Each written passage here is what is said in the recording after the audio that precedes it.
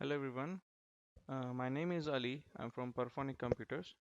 Today we will see the retain age in QuickBooks, how it is done. So for the retain age, we will create one chart of account and one item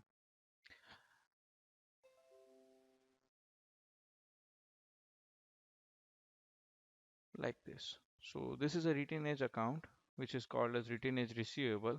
The type of this account is other current asset, and once we save this one, it becomes the part of the accounts. Now when we go to items and services, here we will create a new item and the type of the item will be other charge. Okay, here we will write the name of the item, and we will select the same account which is we have created for the retainage receivable. In the percentage we will put minus 10%, and once we save and close this one, it becomes a new item. So this item will be shown up in the same item list, and the name will be here, the type will be other charge, and the percentage will be showing on the price column. This will deduct automatic the 10% of total of the invoice every time. Now when we go to the invoice creation, so for the invoice creation, first we can create an estimate for a job. So after getting a confirmation of the job, like whenever it's done, then we create like a job for a customer, and then total of the estimate, whatever is the amount. For example, if it is 1 million, and then the VAT. Now once we save and close this one, the invoice of estimate conversion.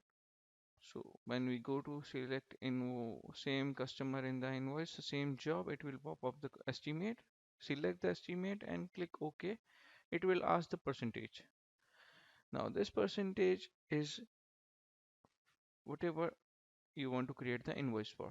Once you put the 50 here, it converts a total of 50% of the estimate. Now in this invoice, when we want to reduce the retainage, select the retainage item on the second line, and then 10% will be automatically done from the top amount.